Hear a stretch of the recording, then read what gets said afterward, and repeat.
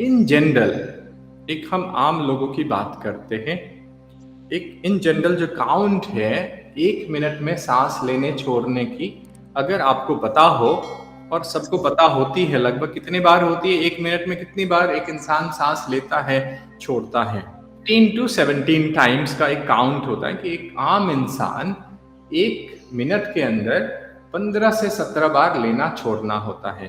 तो हमने कितना ले लिया, चलो 15 ले लेते, 60 मिनट मल्टीप्लाइड बाय 15 कर दिया, तो कितने हो गए, 900 बार हो गया।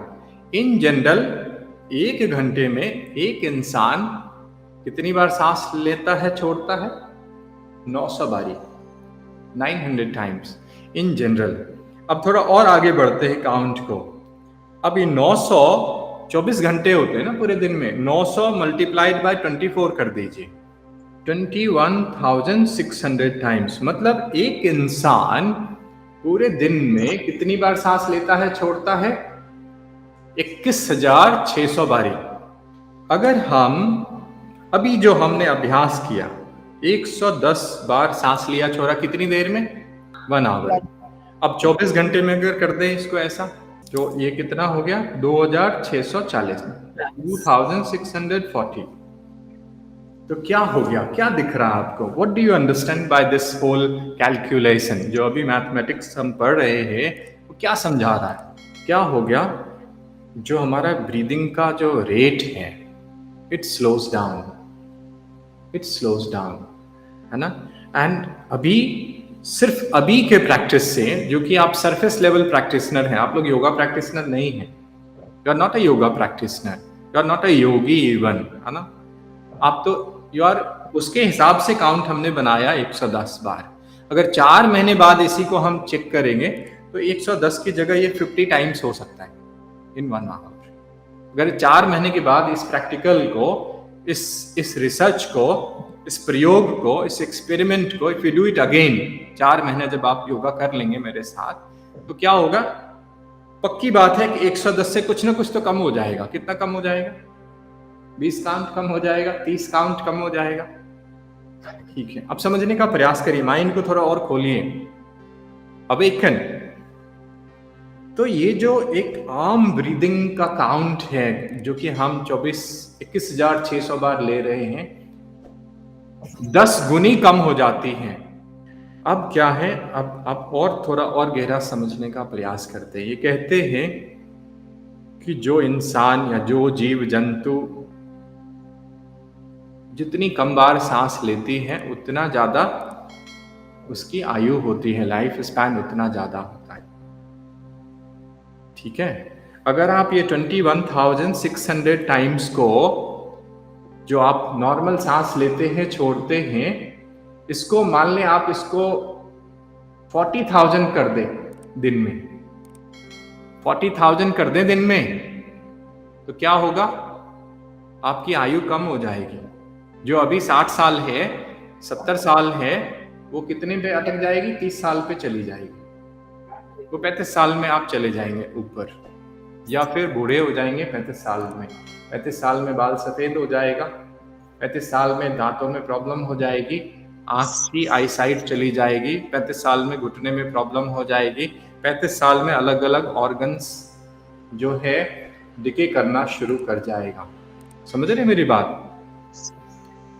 तो अगर आपने एक्सिलरेट कर दिया ब्रीदिंग को, जो कि अभी हम एक्सिलरेट कर देते हैं, कैसे एक्सिलरेट हो रहा है ब्रीदिंग, जब हम तनाव में होते हैं ब्रीदिंग बिकम्स फास्टर। ठीक है, जब हम एक अनस्ट्रक्चर्ड लाइफ पैटर्न जीते हैं, सोने का टाइम नहीं है, खाने का टाइम नहीं है, तो ब्रीदिंग हमारी डिस्टर्ब रहती है, अपसेट रहती है। तो फिर क्या होगा, ये जो नॉर्मल काउंट है 21,600, ये बढ़ के 30,000 हो जाएगी, 40। तो it will impact your ageing, जो आपका जो आयु है, जो लाइफ स्पैन है, वो घट जाएगा, कम हो जाएगा। और वो आप देख रहे हैं हमारे आसपास वो हो रहा है। आज की डेट में 30 साल के लोग, 40 साल के लोग बूढ़े नजर आते हैं, है ना। उनकी जो ओज होती है, जो ऑरा होता है, वो छीन लगता है ना। उसका कारण यही है। ठीक है। अब आते हैं उल्टा, अगर आपने 21,600 को आधा कर दिया, अभी तो हमने 10 गुनी कम कर दी, we reduced it by 10 times, तो अब क्या होगी, जो लाइफ स्पैन आपकी 60 की है वो 9 टाइम्स बढ़ जाएगी। कितना हो जाएगा आपका आयु, कितना हो जाएगा, आयु क्या हो जाएगा, 450 साल हो जाएगा। क्या हो जाएगा, 450 ईयर्स।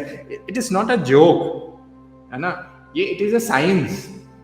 आपकी आयु क्या हो जाएगी, 450 साल की हो जाएगी, और एज विल बिकम 450 ईयर्स, है ना। ये तो अभी के काउंट से, आप 4 महीने बाद काउंट करेंगे, अगर ये 50 काउंट हो गया तो your age will be 900 years. कितनी हो जाएगी, 900 ईयर्स।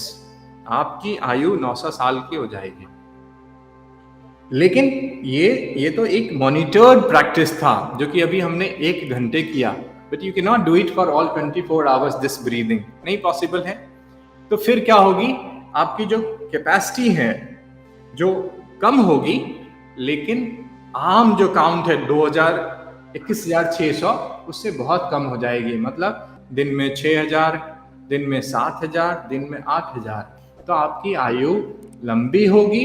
जो एजिंग के सिम्टम्स है बेसिकली, जिसको कहते हैं ना कि बायोलॉजिकल एज जो है वो बढ़ जाएगी आपकी। आपकी जो ऑर्गन की हेल्थ है, आपके जो जॉइंट्स के हेल्थ हैं, जो आपके ब्रेन की क्षमता है, जो जो डिके का प्रोसेस है, जो डीजनरेशन का प्रोसेस है, वो क्या होगा, वो अरेस्ट हो जाएगा, वो स्टॉप हो जाएगा, और वो क्या होगा, दैट विल रिवर्स। क्या होगा वो, that will reverse the ageing symptoms, the ageing will reverse, है ना।